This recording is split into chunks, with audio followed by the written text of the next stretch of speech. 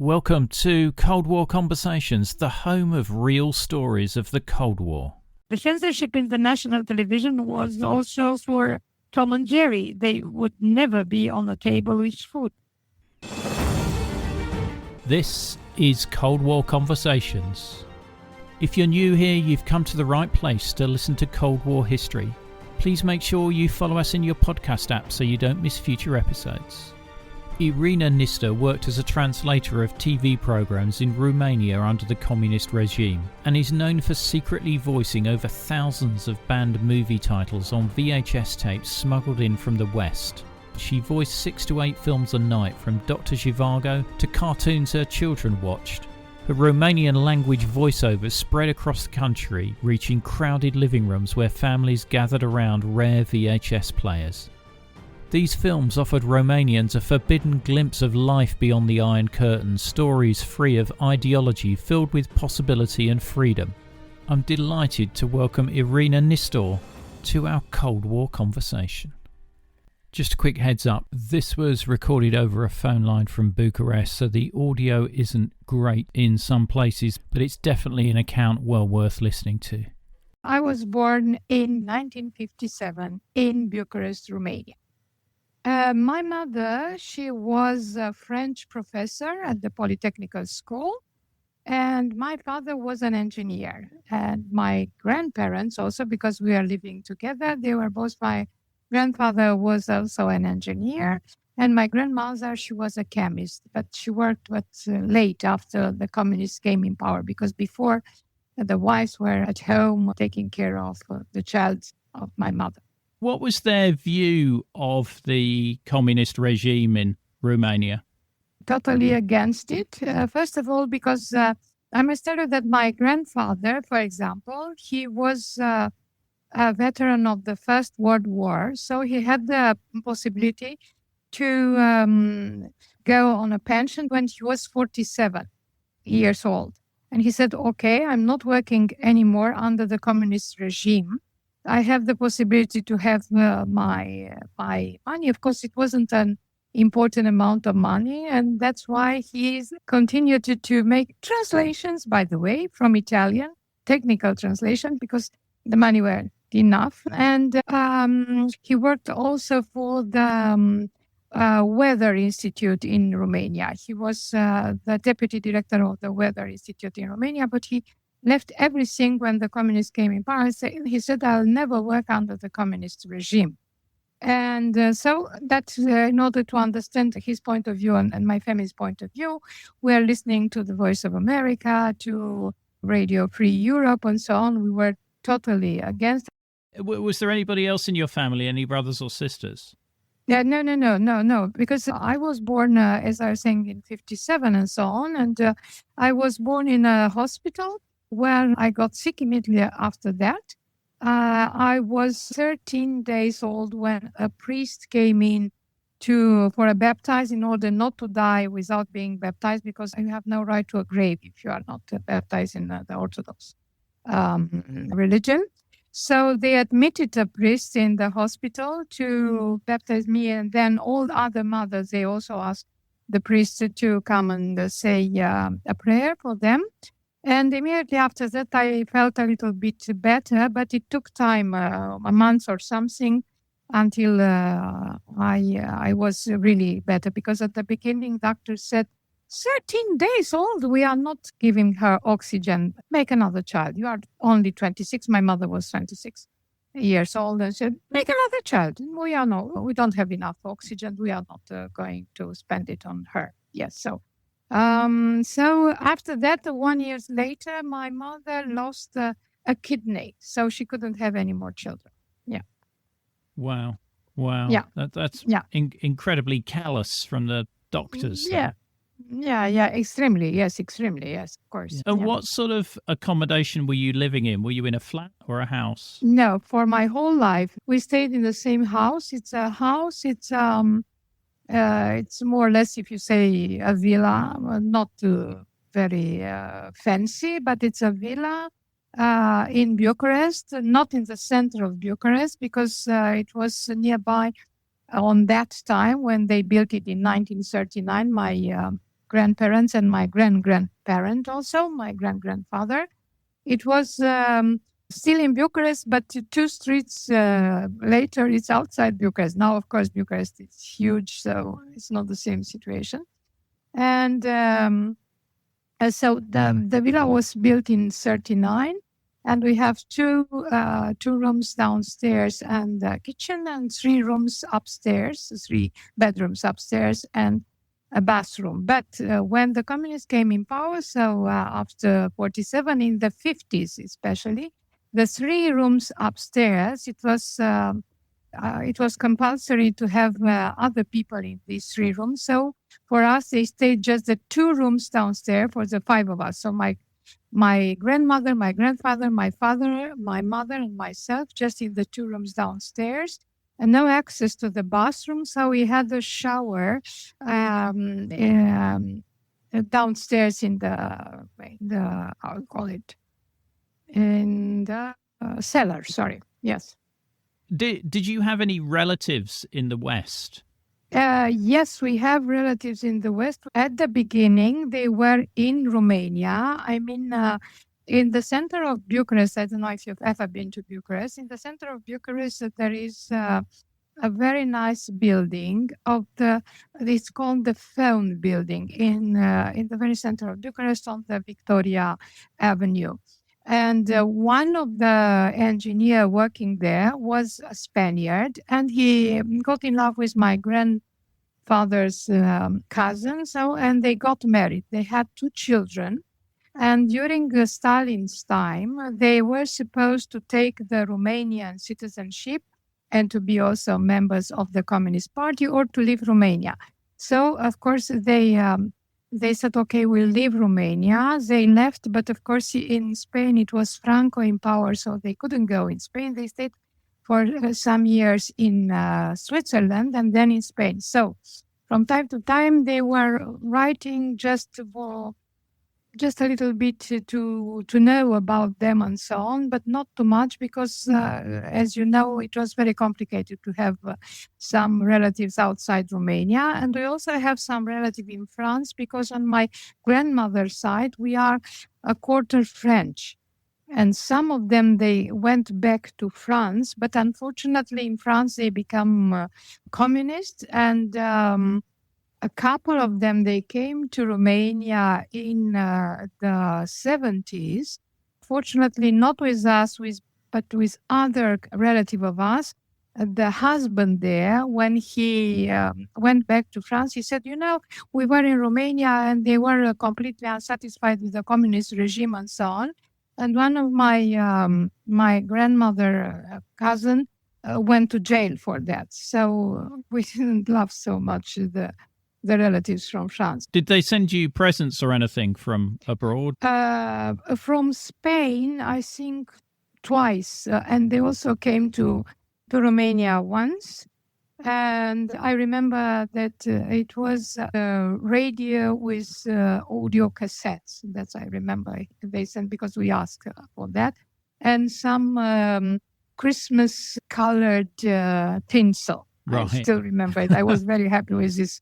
Yes, wow. Yes. And, there were some angels and you have a light there and they were running like that when thanks to the, to the hot of the light and so on. But the tinsel, I still have the tinsel. It's colored because in Romania, we had just that silver tinsel, you see, the tinsel town, Hollywood, yes. Yeah.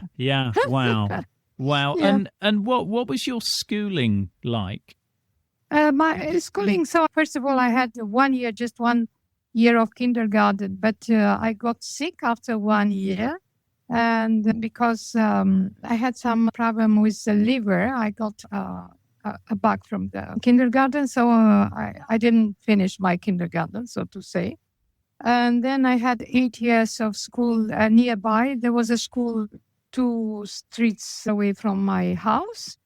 And by the way, this school could have this heat with gas, but we weren't permitted to have it in our street, for example. So we had to use still wood and coal. And after that, a very expensive, I don't know, in French is mazout, but I don't know how to say it in English.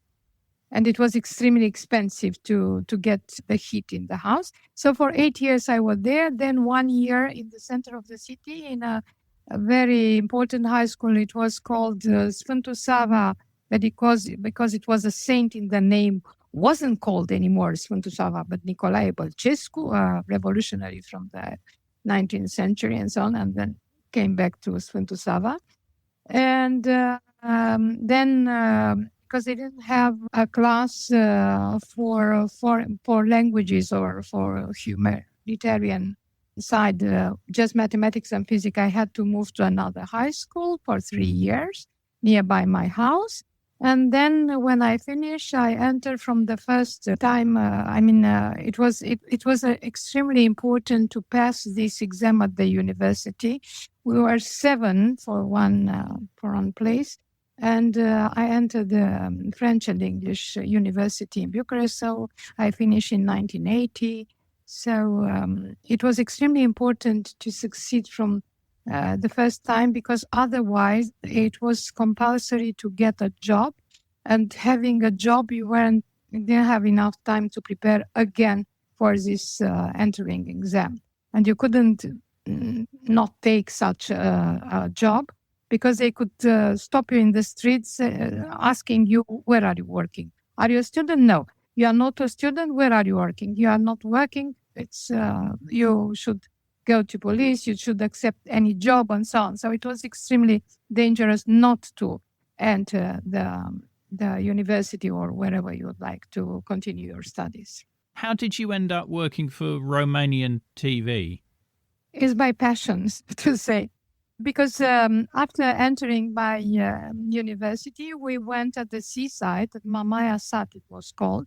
And in there was a famous film critic.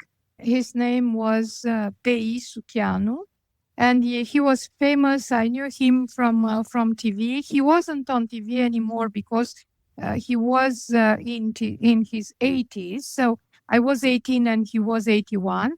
And he couldn't appear on the Romanian television anymore because all the person weren't permitted to enter in order not to remind Ceaușescu that he's old. So no old people could be on TV. But I already discovered him before that on TV, and I was so fascinated with him. And somebody introduced me to him. And after that, coming back to Bucharest, we start to go together to the Romanian Cinematheque, and also every Monday on Cinema Studio, is a cinema in the center of the city. They were showing films just for the member of the Filmmakers Association. And he took me, of course, I wasn't a member. He was, as I was saying, in his 80s, so they permitted him to take me with him.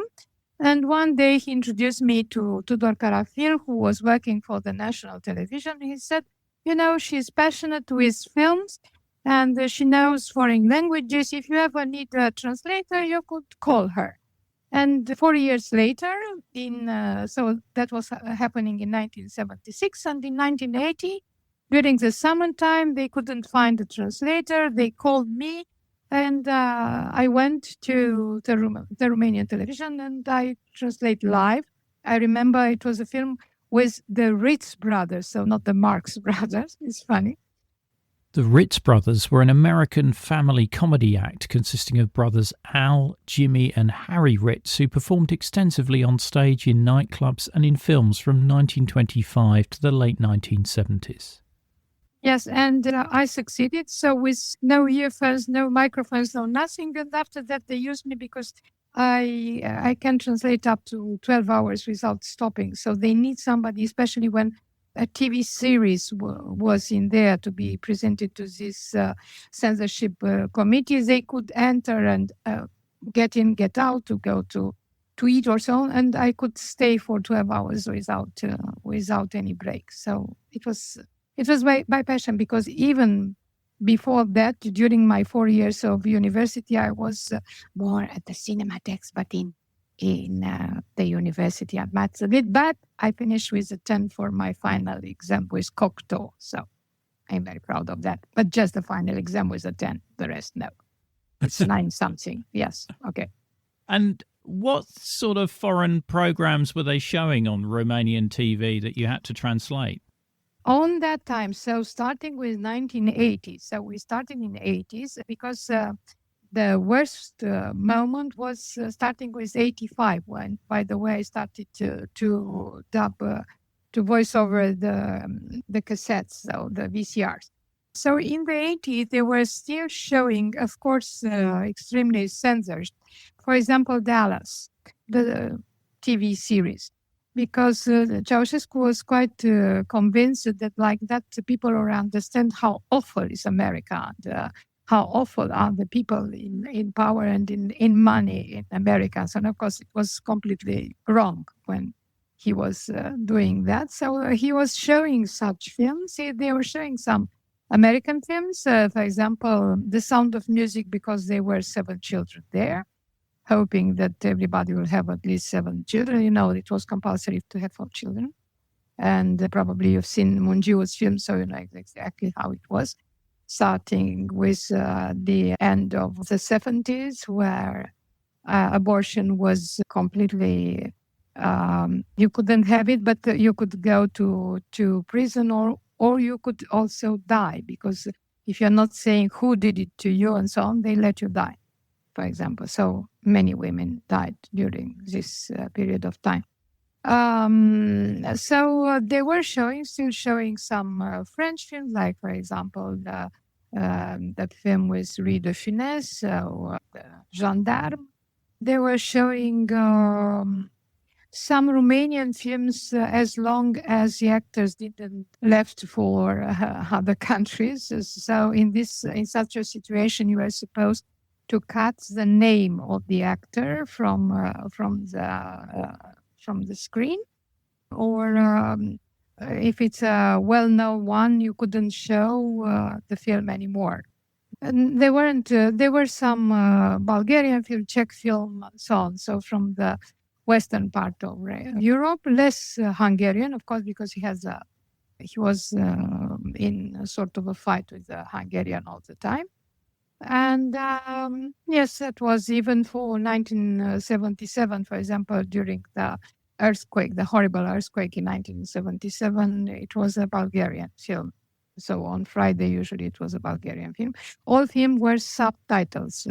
You should keep in mind that everything was subtitled, so you could hear the real language, which means English and so on. And that's why people could follow much better English, even not all of them were studying it in school. In school, generally, they have French and Russian. But I had, for example, French and English at Sfântu Sava, and then I had at the second high school, the Italian high school, I wasn't at that Italian class because I came on the second year of high school. I had French and German. You mentioned earlier 1985, and from what I understand it, Romanian TV is only one channel, and at that point they're only on for 2 hours a day. Exactly. Yes. And all it was propaganda. So, you know, there would have been very little knowledge of life outside the country. So there must have been a hunger for films and information. That's when you get approached for this, let's say, other role. Yeah. Yes, for this, so more or less underground. But as I've told you from the very beginning, I'm not considering myself a dissident or something. I was doing that because I wished to see films.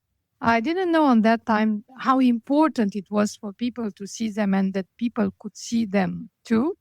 And I think that, but on the other hand, the people, it was the only way to travel. It was the only way to have a passport, a passport outside Romania. It was just because otherwise you couldn't have a passport. And even, for example, it was forbidden also for the children of military people. They couldn't travel, not even to Bulgaria, so nearby. They couldn't leave Romania.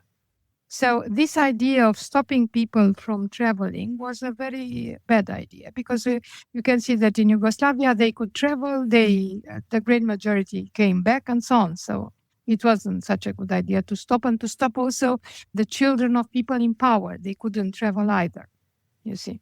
So you're voicing over films that have been smuggled into Romania on video cassette. Who was running this operation? And how did you get approached? I was approached, first of all, by a guy from the Romanian television. Theoretically, he was on the military side of fire corps, because, on that time, we were working a lot on the 35 millimeters films, and they were extremely easy to got fire. So we have a fire brigade, an important fire brigade in the national television. Besides the police, militia was called on that time, and the army also have a fire brigade. And one of the guy, from the fire brigade, he stopped me. I still remember, it's exactly like in Chuck Norris versus Communism, just in front of the elevator, saying, I know somebody who had some films that and he would love you to translate them, because he knows that you are translating for the Cinematheque, because besides the censorship commission, I was also translating for the Cinematheques in Bucharest. So, of course, I went.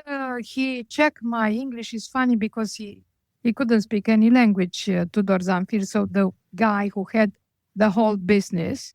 And because I think he was just trying to see if he could follow what I'm saying, if he could follow the film or something like that, because he couldn't speak any language. And we start like that. We start in November 85, so exactly 40 years ago.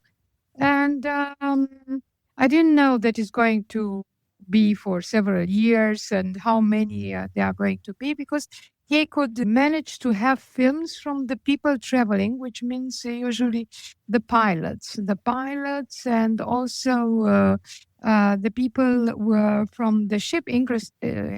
I also asked ex-President Băsescu if he ever brought some films to Romania, and he said yes, I have. So I started like that. I started in November 85, and I went on like that until the revolution, and even after the revolution, yes. Mm-hmm. So it was technically illegal, but it sounds like it was sanctioned by people high up in the government to some degree. I think they knew exactly what was happening, that's for sure. They let just an idea that probably you are doing something illegal in order to make you feel all the time afraid, you see. And even when they were going to see films, in the houses of people, they were paying a ticket to see the films and so on. And after that, everybody was thinking, oh, God, who on earth could be the one telling on me? Who on earth could be the spy? And like that, they succeeded to make everybody spying, everybody, and being afraid of everybody. It was a very clever, let's say, way, a very shrewd way of acting. And I think it's still here, this idea. Everybody is afraid of everybody. Everybody is suspecting everybody. And it's a way they use it on that time. And how did you actually do the voiceover? Did you watch the film first, or you were straight in? No, it was on first sight. It was on first sight. All of them were on first sight, by the way. And not only on first sight, but they were also, there were two films on a tape. And I couldn't stop for 3 or 4 hours, because, a tape had 3 or 4 hours. Zamfir, so the guy who had this business, he already put 2 films on the same tape, and I had to do it just on first sight. No chance to stop, because after that he was using my voice and the original voice, because it was a voiceover, as I was saying, and put it on the original tape in order not to lose in image, in picture, because the tapes weren't of the best quality. We didn't know how many copies they were before coming to Romania. We didn't know where from they were taken. Probably they were taken from also from hiring tapes in Germany, or for sure in Sweden. We know exactly because some of them they had Swedish subtitles, for example. And you're having to do all of the voices of the people in the movie in virtually real time. Yeah, absolutely. I had to do it. Yes, yeah. But I wasn't changing the voice to sound like a woman or like a man. It was a voiceover, so you could hear also the actors, and I would let them to be heard. You see, and from time to time, people said, "But what's so difficult for you to say thank you or to say hello?" and so because I let you hear the real voice. I hate dubbing. You see, because it's totally a different moment for the actor who really played that film or the actor. If there was an English word you didn't understand, how did you sort of handle that? I managed. So there were two possibilities. First of all, I could look very quickly. I had a dictionary. I'll send you a picture to see it exactly how it looks like after so many years, because it's almost destroyed like that. And I had the ability to check for it in the dictionary while doing that very quickly, because I was thinking maybe I'll have again this word and next time I'll manage better. If not, I'll invent something for the moment, because for the films it's easier than for for a conference or something like that, because you have also an image that could help you. You see, so it's a little bit easier, but of course, not traveling in an English-speaking language country, it was difficult, because I learned my English, yes, of course, from the university and from films, but not traveling. It's very difficult from time to time, and it's very easy to be wrong. But the idea was to make them understand what's happening in these films. You see, that was the main reason. Yeah. So what I've got here is a short example of Irina's voiceover. So this is an excerpt from Pretty Woman with Julia Roberts. You work on commission, right? Lucrezi pe comision, nu-i așa? Da. Big mistake. Mare greșeală. Huge. I have to go shopping now. It's incredible. I've listened to some of the soundtracks there, and you do an amazing job there. I mean, what did you do around swear words and things like that would come up?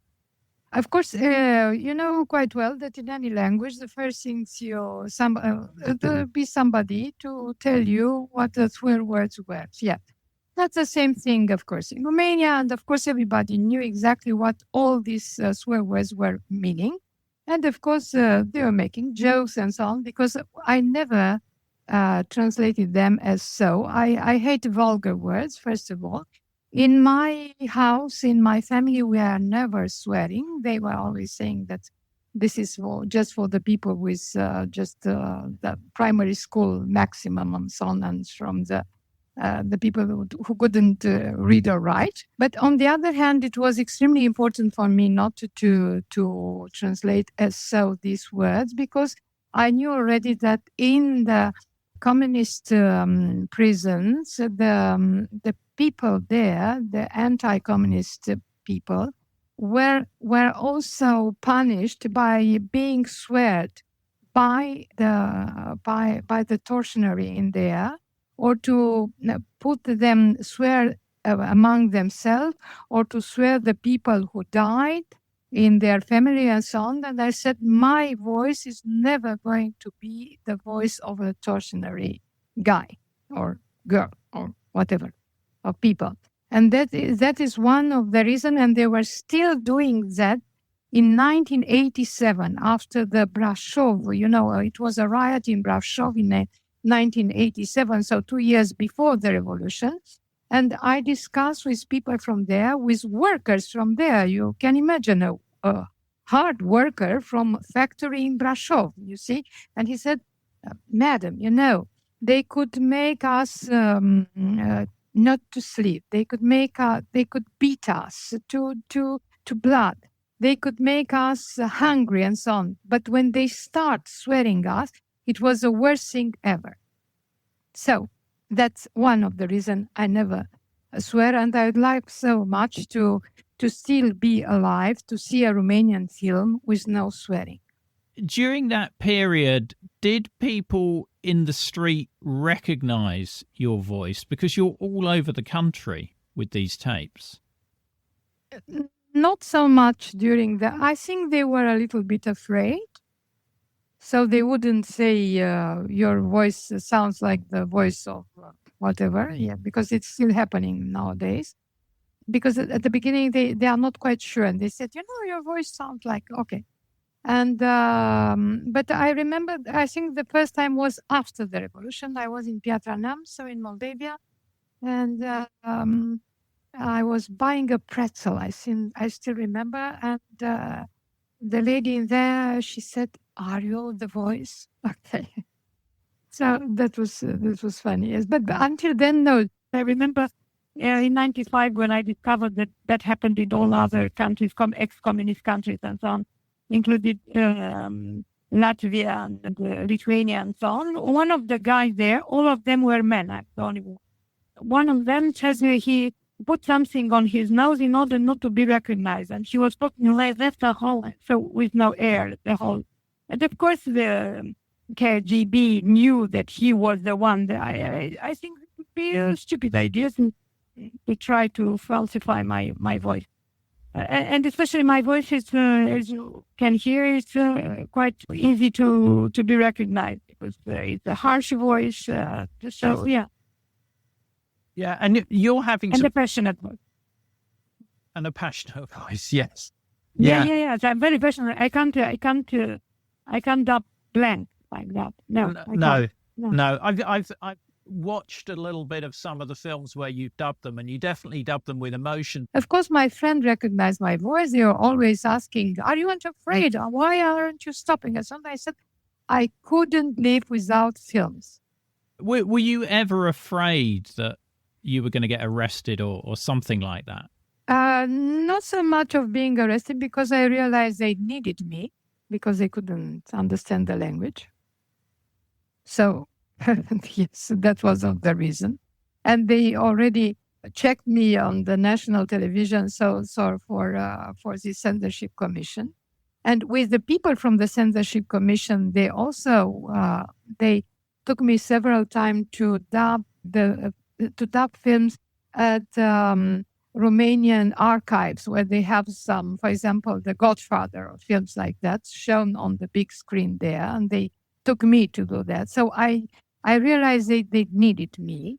On the other hand, I never thought that they're going to arrest me, but I was raised like that, not to be afraid, because my grandfather and my father was also a veteran of the Second World War. They were both with medals and so on. So they were always saying, if you are afraid, then it will happen. You have not to be afraid. And the only moment was with Jesus of Nazareth. Of course, that was the moment when I was afraid they would stop me.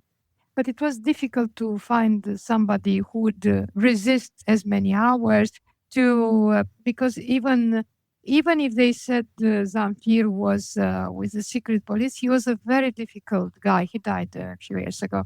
He was a very difficult guy, and it was more than complicated to introduce somebody else to do that for him, because he used, for example, a guy from the German translation, that it was in a very poor relationship with him. With me, it was, let's say, it was what is called a win-win situation, so to say. He was winning money and I was winning, of course, some money, but not very much.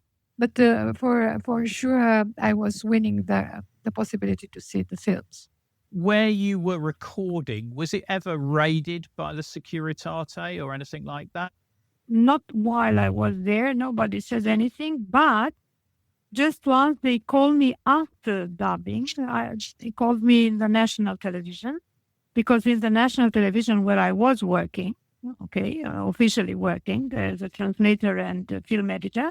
I mean, editor meaning not editing film, but preparing the film to be subtitled, because in Romania we are subtitling them, and also choosing films and applying censorship ordered by the commission.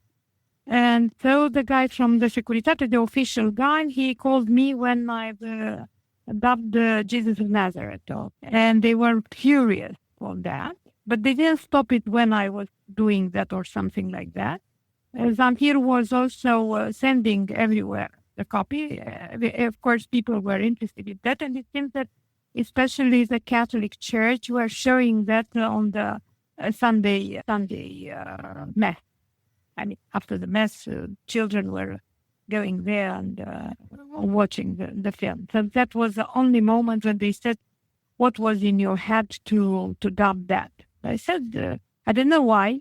It was a moment, as I was saying, I was the daughter and granddaughter of two war fighters. And I said, but theoretically, in our constitution, religion is free.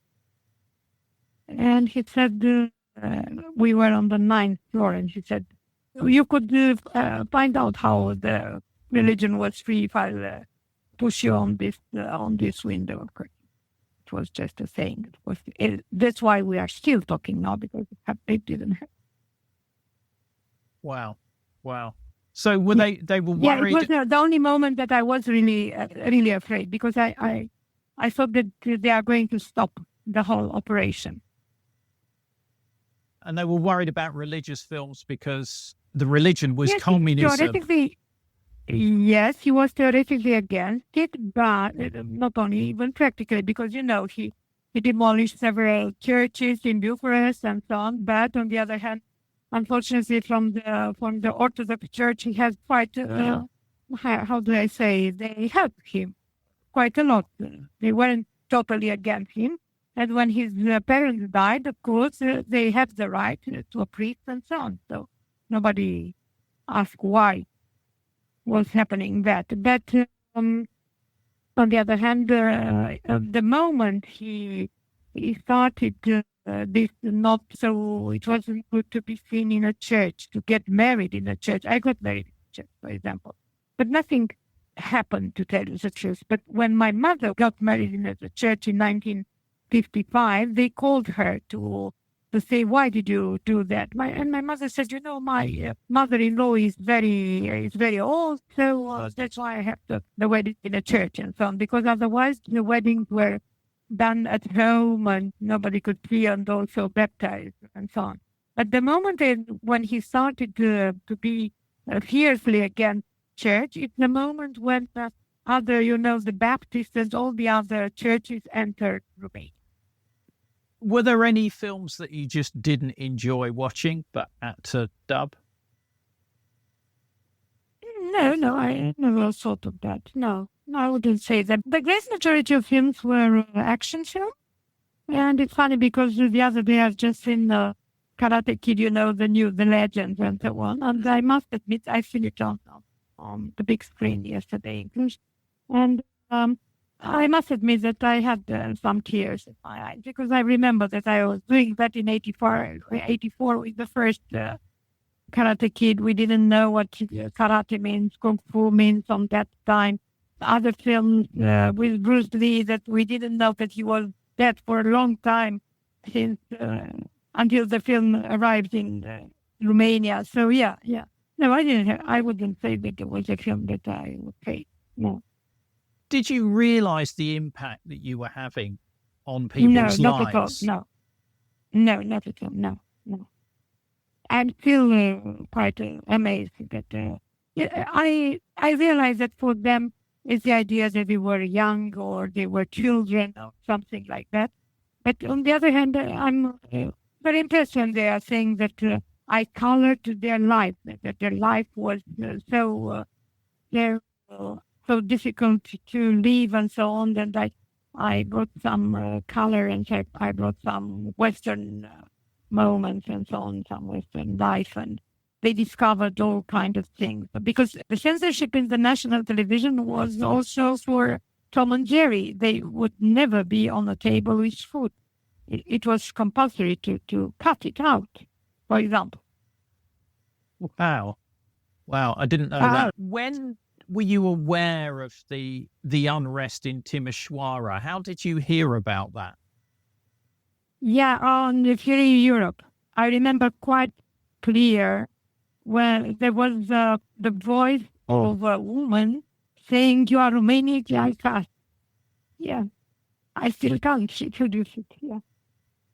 Because they were shooting them in the street, yes.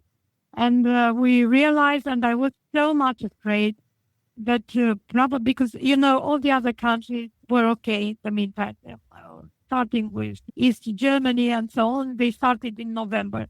We were at the end of December, on the 17th of December.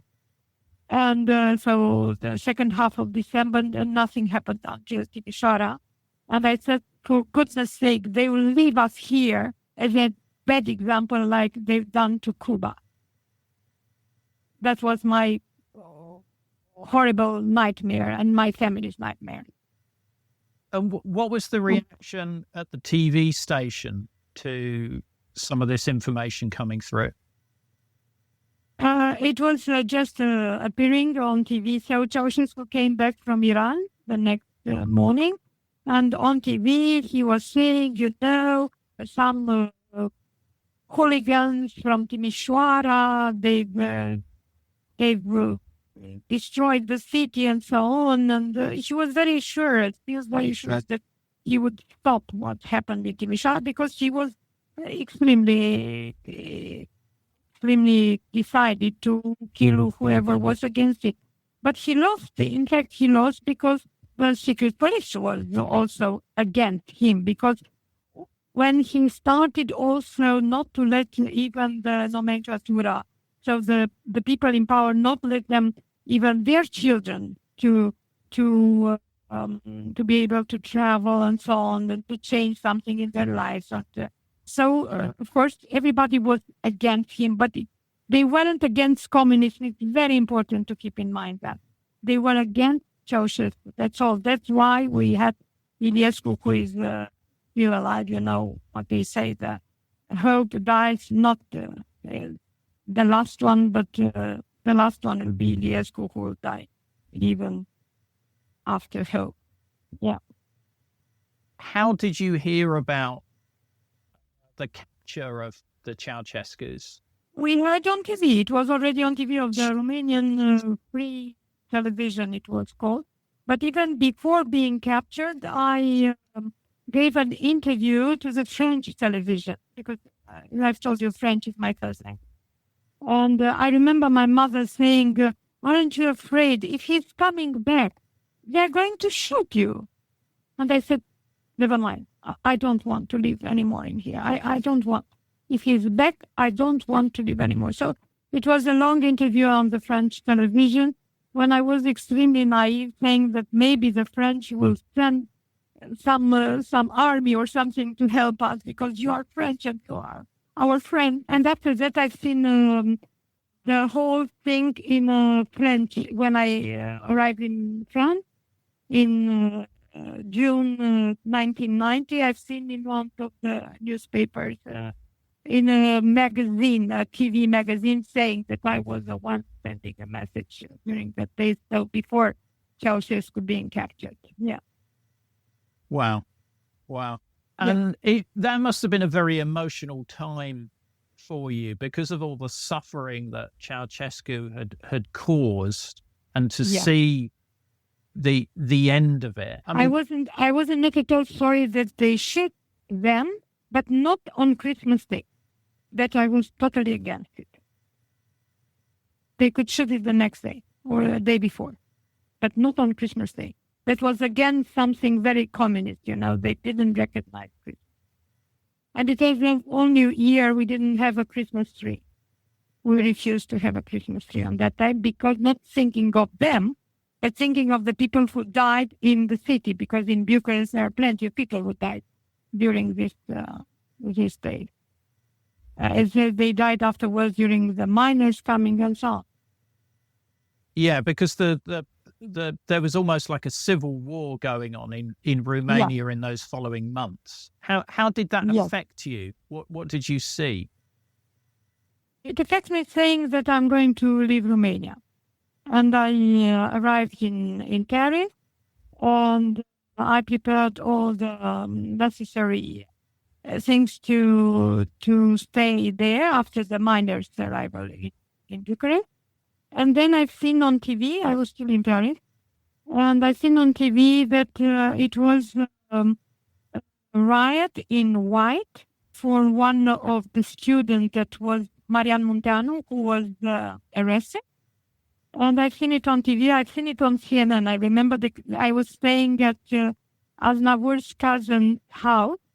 Charles Aznavour, when he visited Romania in the 60s with a Constitution, he took out some of his cousins from Romania.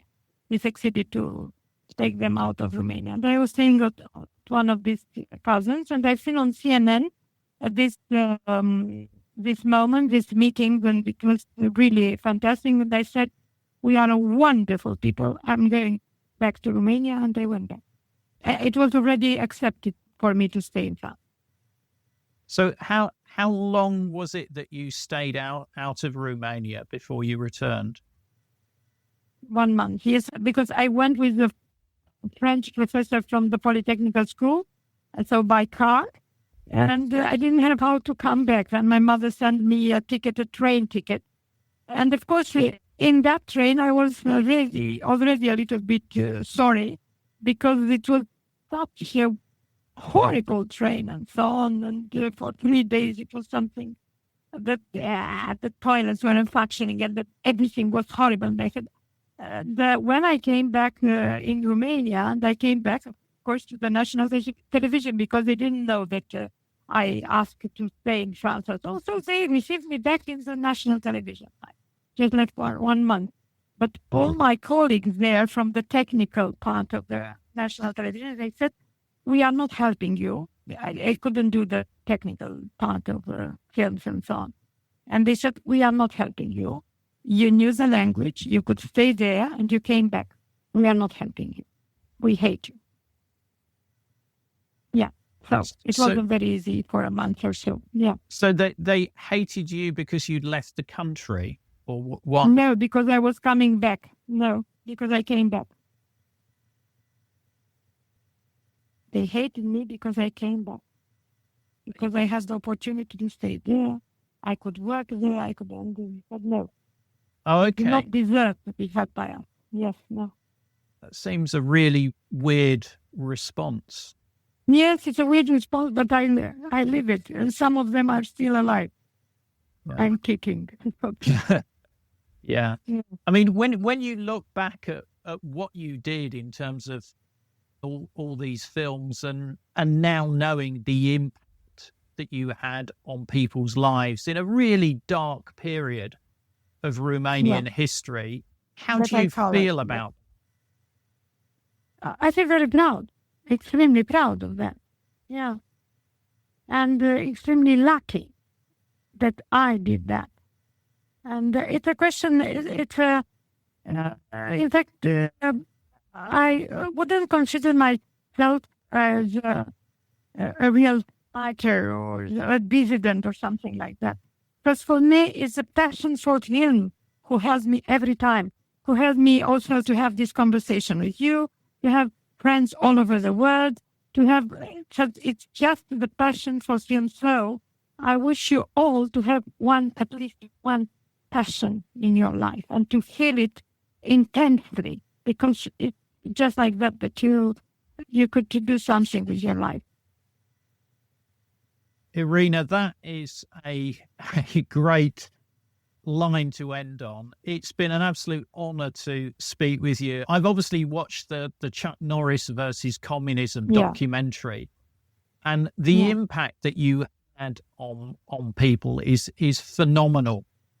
There, I found it really moving, the stories that people were saying and how they were imitating your voice. Documentary. It was Ilinca Călugăranu idea. It was her married. We went to Sundance with that. and it travels all over the world. Even now at the cruise, some people said, "Oh, I've seen this film. I know you," and so on. Joaquin Phoenix, for example, he wished to meet me because of this film.